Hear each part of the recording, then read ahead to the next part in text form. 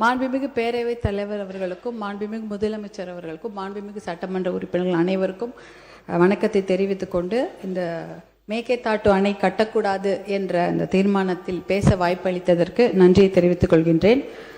வருஷத்துக்கு 750 டிஎம்சி தண்ணீர் காவிரியில் வருகிறது என்பதுதான் ஒரு கணக்கு.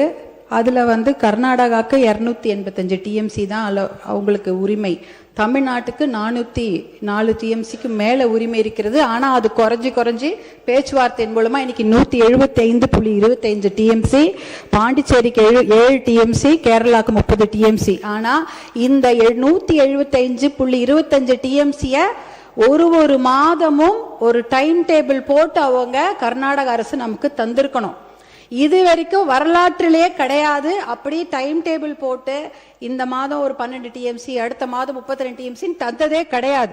நமக்கு ஜூன் மாதம் 9.18 டிஎம்சி தண்ணீரை கர்நாடக அரசு நமக்கு திறந்து விட்டிருக்க வேண்டும். ஆனால் கடந்த ஜூன் மாதம், அதாவது இந்த 2026 2 மாசத்துக்கு முன்னாடி அவங்க திறந்து விட்ட தண்ணீருடைய அளவு 2 டிஎம்சி தான். ஜூலை மாசம் 31.24 டிஎம்சி தண்ணீர் திறந்து விட்டிருக்க வேண்டும். 1 டிஎம்சிக்கும் குறைவான தண்ணி தான் திறந்து விட்டுருக்கிறாங்க. அப்படின்னா அந்த சட்டத்தையோ தார்மீக நடவடிக்கையோ காவிரி ஆணையத்துடைய தீர்ப்பையோ உச்ச நீதிமன்ற தீர்ப்பை எதையுமே கர்நாடக அரசு மதிக்கவே இல்லை. இதுவரைக்கும் அவங்க திறந்து விட்டதே இல்லை. நமக்கு அதனாலதான் குறுவை சாகுபடிக்கு பாதிப்பு ஏற்பட்டிருக்கு. குறுவை சாகுபடி பண்ண முடியல. அதனாலதான் விவசாயிகள் பாதிச்சிருக்கிறாங்க. இது எப்படி பார்க்கணும்னா, நமக்கு வர வேண்டிய தண்ணியை அவங்க கொடுக்கல. ஆனா எப்படி இந்த ஆடிப்பெருக்குல தண்ணி வந்தது? ஆடி 18 வந்து போச்சு. ஞாயிற்றுக்கிழமை எல்லாரும், திங்கக்கிழமை எல்லாம் சேலம், தருமபுரி மாவட்டங்கள் ஆடிப்பெருக்கு விழாவை கொண்டாடி இருக்காங்க. இந்த காவிரி தண்ணி எங்க வந்ததுன்னு யோசிக்கலாம். ஆனா அது காவிரி தண்ணி கர்நாடக அரசு நமக்காக கொடுத்த தண்ணி கிடையாது. கேரளால வயநாட்டுல பயங்கரமா மழை பெஞ்சுது. அந்த வெள்ள நீர், அதிகப்படியான அந்த வெள்ள நீரை தான் அவங்க கபினி அணையில தேக்கி வைக்கிறாங்க. அந்த தண்ணி கபினி டேம் ஃபில் ஆயிடுச்சு. ஃபில் ஆனதுனால வேற வழி இல்லாம தான் தண்ணி, உபரி நீர், வெள்ள நீர் தான் நமக்கு திறந்து விட்டுருக்காங்க. ஹாரங்கியில இருக்கிறதோ, ஹேமாவதியில இருக்கிறதோ, கேஆர்எஸ்ல இருக்கிற கிருஷ்ணராஜசாகர் டேம் தண்ணி அவங்க திறந்து விடல. அது முழுக்க கர்நாடக மாநிலத்தில் அந்த பெய்யக்கூடிய மழை, அந்த காவிரி நதி நீரை அதை தேக்கி வச்சுட்டாங்க. இது கேரளால இருந்து வர வேண்டிய தண்ணி தான் வேற வழி இல்லாம கபினி மூலமா நமக்கு வந்திருக்குது. அதனால அவங்க மனசு சட்டப்படி திறந்து வைக்கல, ஆணையத்தோட தீர்ப்பு படி திறந்து வைக்கல. அவங்க தண்ணி, அதிகமான வெள்ள நீர் அவங்க ஊர்ல வந்துடக்கூடாதுன்னு தான் திறந்து வச்சிருக்கிறாங்க.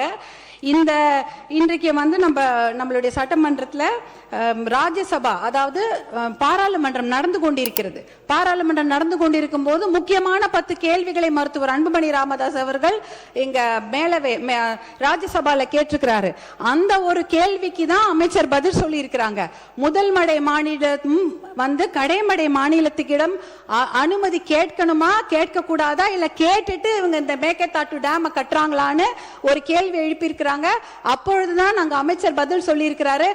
முதல் மடை மாநிலங்கள், அதாவது இந்த கடைமடை மாநிலங்களான தமிழ்நாடு போல மாநிலங்கள் கிட்ட முதல் மடை மாநிலங்கள் அனுமதி கோர தேவையில்லை என்ற ஒரு தகவலை டெல்லியில அந்த அமைச்சர் சொல்லி இருக்கிறாங்க. இந்த கேள்வியை கேட்டதே மருத்துவர் அன்புமணி அவர்கள் தான் ராஜ்யசபால. அடுத்த கேள்விக்கு அடுத்த நாள் இன்னொரு அமைச்சர் பதில் சொல்றாங்க. அந்த கேள்வி என்னன்னா, detail project report for Mekedatu dam, அதற்கு இந்த உச்ச நீதிமன்றமோ இல்ல பாராளுமன்றம் அனுமதி கொடுத்திருக்குதா, நீர்வளத்துறை அமைச்சர்கள் அனுமதி கொடுத்திருக்கிறார்களா அப்படி என்ற கேள்வியை மருத்துவர் அன்புமணி ராமதாஸ் அவர்கள் எழுப்புகிறார்கள். அந்த கேள்விக்கு தான் நீர்வளத்துறை அமைச்சர், மத்திய அரசு நீர்வளத்துறை இணையமைச்சர் பதில் சொல்லியிருக்கிறாரு. அப்படிப்பட்ட விரிவான தகவல் அறிக்கை டிபிஆருக்கு எந்த அனுமதியும் பாராளுமன்றம் தரவில்லை, அமைச்சகம் தரவில்லை என்ற பதிலை சொல்லியிருக்கிறாங்க. இந்த கேள்விகளை கேட்டு பதிலை பெற்றதே மருத்துவர் அன்புமணி அவர்கள் தான். அப்படி இருக்கும்பொழுது அவருடைய சஜஷன் என்ன, அனைத்து கட்சி கூட்டத்தை கூட்டுங்க, ஒரு ஒற்றுமையான ஒரு நிலையை எடுத்துட்டு போய் நம்ம டெல்லியில போய் பார்க்கணும் என்ற அந்த சஜஷன் தான். இன்னும் ஒரு முக்கியமான விஷயம், சட்ட முன்னெடுப்புகளை நாம கண்டிப்பாக செய்ய வேண்டும் மாண்புமிகு பேரவைத் தலைவர் அவர்களே. ஏனென்றால் மேகேதாட்டு டேம் எங்க கட்ட போறாங்க தெரியுங்களா? நம்ம தமிழ்நாடுல இருந்து 4 கிலோமீட்டர் தூரம். இந்த மிச்ச டேம்லாம் எங்கேயோ தள்ளி 200 கிலோமீட்டர் 300 கிலோமீட்டர் தூரத்துல இருக்குது. கர்நாடக அரசு proposed site for construction of Meketatu Dam is just 4 kilometers away from our state Tamil Nadu. 4 kilometre Krishnagiri Dharmapuri பார்டர்லயே 4 கிலோமீட்டர் கட்டுறாங்க. எதுக்கு கட்ட போறாங்க? ஒரு சொட்டு தண்ணி கூட தமிழ்நாட்டுக்கு வரக்கூடாது. வரக்கூடிய அத்தனை தண்ணியும் எல்லா டேம்லயும் சேர்த்து வச்சுட்டு மேகேதாட்டுல 70 TMC தண்ணியை புடிச்சு வச்சுக்கிட்டு ஒரு சொட்டு நீர் கூட தமிழ்நாட்டுக்கு வரக்கூடாது என்பதற்காக தான் தமிழ்நாட்டுக்கு மிக அருகில் டேம் கட்டுறாங்க. அந்த மேகேதாட்டு டேம் கட்டினாங்கன்னா 3 வனவிலங்கு சரணாலயங்கள் அந்த டேம் கீழே போயிடும். 12,500 ஏக்கர் காடுகள் அழிந்துவிடும். புலிகள் சாங்சுவரி இருக்கு. பிலிகிரி ரங்கநாத சுவாமி கோவிலுடைய புலிகள் காப்பகம் இருக்கிறது. காவேரி வைல்ட் லைஃப் சாங்சுவரி இருக்கிறது. அதே சமயம் மாதேஸ்வரன் மலை சாங்சுவரி, அத்தனை வனவிலங்கு சரணாலயம் இருக்கக்கூடிய நீர் வேம்பு நீர் மருந்து மரங்கள் 700 வருஷம் பழமையான மரங்கள்லாம் தண்ணியில போயிடும். நீர் நாய், சாம்பல் நீர் ஆட்டர்ஸ், அப்புறம் மகாசீர்னு மயில் கண்டடி மீனுங்க, 4 கொம்பு மானு எல்லாமே அழிஞ்சிரும். இதெல்லாம் அழிச்சிட்டு தான் மேகேதாட்டு டேம் கட்ட போறாங்க. சுற்றுச்சூழல் பாதிப்பு மிகப்பெரிய அளவில் இருக்கும். இதற்காக சுற்றுச்சூழல் கேஸ் நம்ம நிறைய போட்டு இந்த டேமை கட்ட விடாம நம்ம தடுத்தணும். 2 ஆப்ஷன் தான் தலைவர் அவர்களே. ஒன்னு மேகேதாட்டு டேம் கட்டணும், இல்ல மேகேதாட்டு டேம் கட்டக்கூடாது. இதுல நடுவுல என்ன முயற்சி? we don't need the dam, அவ்வளவுதான். no dam, no need of the dam. இதுக்கு நடுவுல முயற்சி என்ன இருக்கு? அந்த முயற்சியே தேவையில்லைங்கிற. மேகேதாட்டு டேம் கட்டக்கூடாது, அவ்வளவுதான்.